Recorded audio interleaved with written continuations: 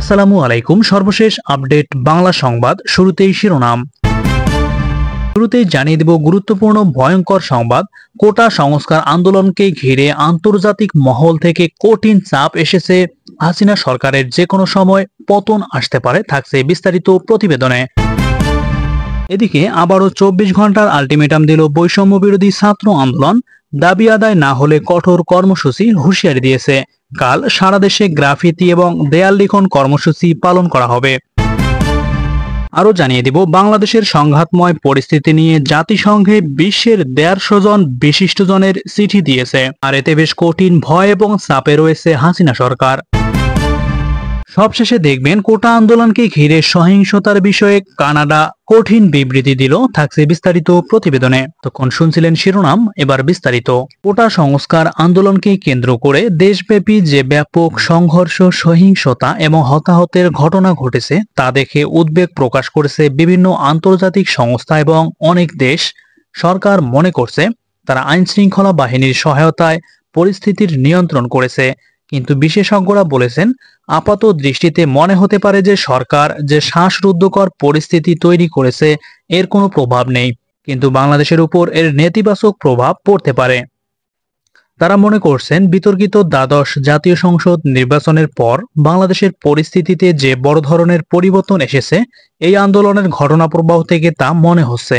কারণ মানবাধিকার সংগঠনগুলোর হাতে এখন যেসব প্রমাণ রয়েছে তা দিয়ে তারা খুব সহজেই নীতি নির্ধারকের উপর বিভিন্ন রকম চাপ প্রয়োগ করতে পারবে। এদিকে কোটা সংস্কার আন্দোলনকে ঘিরে আন্তর্জাতিক সংস্থাগুলোর উদ্বেগ প্রকাশ।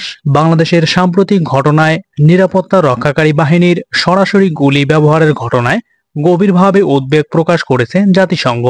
এক বিবৃতির মাধ্যমে তারা এই উদ্বেগ প্রকাশ করে।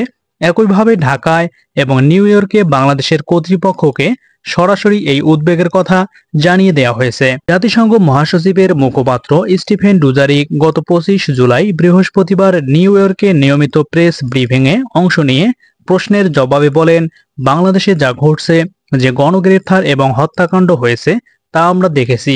সব সহিংস কর্মকাণ্ডের তদন্ত স্বচ্ছ এবং বিশ্বাসযোগ্যভাবে হওয়া উচিত। এমন একটি পরিবেশ সৃষ্টি করা উচিত যা হবে সংলাপের উপযোগী।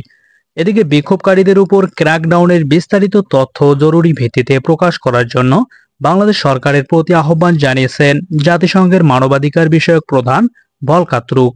বিবৃতিতে বলা হয়, সাংবাদিক এবং গণমাধ্যম সহ সব মানুষকে মুক্তভাবে যোগাযোগের জন্য আন্তর্জাতিক আইন অনুযায়ী সরকারকে অবশ্যই অবিলম্বে পূর্ণ ইন্টারনেট সুবিধা পুনর্বহাল করতে হবে।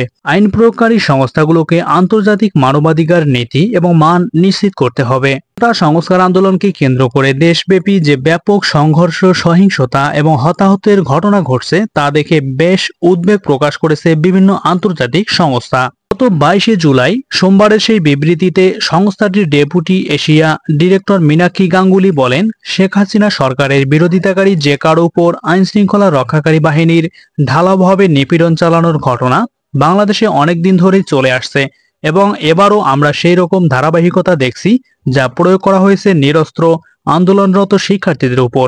প্রভাবশালী সরকারগুলো এখনো সময় হয়েছে শেখ হাসিনার উপর চাপ প্রয়োগ করার, যাতে তিনি শিক্ষার্থী এবং অন্যান্য আন্দোলনকারীদের উপর দমনপীড়ন বন্ধ করেন। এদিকে সমন্বয়ক নাহিদ ইসলাম আসিফ মাহমুদ, আবু বাকের মজুমদার এবং ডাকসুর সাবেক সমাজসেবা সম্পাদক আখতার হোসেন সহ সকল শিক্ষার্থীদের মুক্তি, মিথ্যা মামলা প্রত্যাহার এবং শিক্ষার্থী হত্যার সঙ্গে জড়িত মন্ত্রী পর্যায় থেকে কনস্টেবল পর্যন্ত সকল দোষীদের বিরুদ্ধে দৃশ্যমান ব্যবস্থা নেওয়ার দাবিতে 24 ঘন্টার আলটিমেটাম দিয়েছে বৈষম্য বিরোধী ছাত্র আন্দোলন প্ল্যাটফর্ম। শনিবার 27 জুলাই রাতে এক অজ্ঞাত স্থান থেকে অনলাইনে গুগল মিট প্ল্যাটফর্মে এ ঘোষণা দিয়েছেন বৈষম্য বিরোধী ছাত্র আন্দোলনের অন্যতম সমন্বয়ক আব্দুল হান্নান মাসুদ। এ সময় আরো উপস্থিত ছিলেন সমন্বয়ক মাহিন সরকার এবং সহ সমন্বয়ক রিফাত রশিদ। সংবাদ সম্মেলনে সমন্বয়করা বলেন, ভয় এবং আতঙ্কে সরাসরি সংবাদ সম্মেলন করতে পারছেন না তারা খেয়ে একটি জায়গায় আশ্রয় নিয়েছেন, সেখান থেকে তারা সংবাদ সম্মেলন করছেন। বেশ কয়েকজন সমন্বয়কের সঙ্গে যোগাযোগও করতে পারছেন না বলে জানান তারা। আব্দুল হান্নান মাসুদ বলেন, আগামী 24 ঘন্টার মধ্যে দৃশ্যমান ব্যবস্থা না নিলে সোমবার থেকে তারা কঠোর কর্মসূচি দিতে বাধ্য হবেন। একই সঙ্গে কোটা সংস্কার নিয়ে সরকারের প্রজ্ঞাপন প্রত্যাখ্যান করে কমিশন গঠন করে সংসদে আইন পাশের মাধ্যমে স্থায়ী সমাধানের দাবি জানানো হয়। তিনি বলেন, রবিবার সারা দেশের দেয়ালগুলোতে গ্রাফিতি এবং দেয়াল লিখন কর্মসূচি পালন করা হবে। এছাড়া গণহত্যার চিত্রগুলো অনলাইন এবং অফলাইনে প্রচার করা হবে এবং জাতিসংঘ সহ বিভিন্ন রাষ্ট্র এবং সংস্থাকে পাঠানোর ব্যবস্থা করা হবে। আর এতে বেশ ভীত সন্ত্রস্ত হয়েছে আওয়ামী লীগের নেতাকর্মীরা। মাসুদ বলেন, এখন পর্যন্ত আমরা 266 জনের হত্যার বিষয়ে নিশ্চিত হতে পেরেছি, তার মধ্যে 78% শিক্ষার্থী। আমরা ধারণা করছি 1000-এর বেশি মানুষকে হত্যা করা হয়েছে। এছাড়া শিক্ষার্থীদেরকে অজ্ঞাত এবং মিথ্যা মামলায় গ্রেপ্তার করা হচ্ছে। সংবাদ সম্মেলনে সহ সমন্বয়ক রিফাত রশিদ বলেন, প্রজ্ঞাপন দিলেও আমাদের এক দফা দাবি মেনে নেওয়া হয়নি। আমরা প্রজ্ঞাপন খেলা চাই না, চেয়েছি স্থায়ী সমাধান, সংসদে আইন পাশ। আমরা এখন বলছি শিক্ষার্থীদের সহ বিশেষজ্ঞদের নিয়ে কমিশন গঠন করে দ্রুত সময়ের মধ্যে আইন পাশ করতে হবে। এদিকে দেশে কোটা সংস্কার আন্দোলনকে ঘিরে সংঘটিত সহিংসতা এবং বর্তমান ঘটনা প্রবাহে গভীর উদ্বেগ জানিয়েছেন বিশ্বের বিভিন্ন বিশ্ববিদ্যালয় এবং শিক্ষা প্রতিষ্ঠানের সঙ্গে যুক্ত শিক্ষাবিদ, লেখক এবং বুদ্ধিজীবীরা। জাতিসংঘের মানবাধিকার হাই কমিশনার ফলকার টুরুককে বৃহস্পতিবার লেখা এক চিঠিতে এই উদ্বেগ জানানো হয়। সেই সঙ্গে তারা এ বিষয়ে অবিলম্বে পদক্ষেপ নেওয়ার আহ্বান জানিয়েছেন। 140 জনের বেশি বিশিষ্ট ব্যক্তি এই চিঠিতে সই করেন। বিষয়টি নিশ্চিত করে সামাজিক যোগাযোগ মাধ্যম এক্সে পোস্ট করেছেন লেখক অমিতাভ ঘোষ। চিঠিতে বলা হয়, বিক্ষোভে অংশগ্রহণকারী শিক্ষার্থী এবং অন্যদের হতাহতের ঘটনায় তারা চিঠিতে সই করা বিশিষ্টজনের গভীরভাবে উদ্বেগ প্রকাশ করেছেন। এই ঘটনা কোনো গণতান্ত্রিক দেশে বিক্ষোভ প্রদর্শনের মৌলিক অধিকারই শুধু খর্ব করেনি, বরং বাংলাদেশ সংবিধানের 32 নং অনুচ্ছেদের অধীনে মানুষের জীবন ধারণের অধিকারের নিশ্চয়তাকে উপহাস করেছে।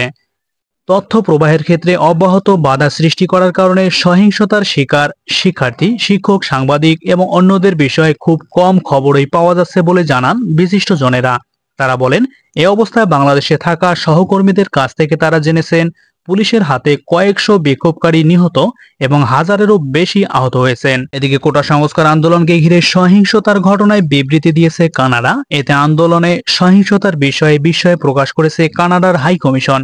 25শে জুলাই কানাডার হাই কমিশন সামাজিক যোগাযোগ মাধ্যম ফেসবুকে তাদের ভেরিফাইড পেজে দেওয়া এক বিবৃতিতে জানায়, আমরা বাংলাদেশের পরিস্থিতি পর্যবেক্ষণ অব্যাহত রাখব। হাই কমিশন জানিয়েছে, গত সপ্তাহে কোটা আন্দোলনের সময় বাংলাদেশের জনগণ যে সহিংসতার শিকার হয়েছে তাতে আমরা বেশ মর্মাহত। আমরা ভুক্তভোগী এবং তাদের পরিবার, ক্ষতিগ্রস্ত সবার প্রতি সমবেদনা জানাই। আমরা শান্তিপূর্ণ সমাধান এবং মানবাধিকারের প্রতি শ্রদ্ধা জানাই। প্রিয় বন্ধুগণ, এই ছিল আজকের সর্বশেষ বাংলা সংবাদ।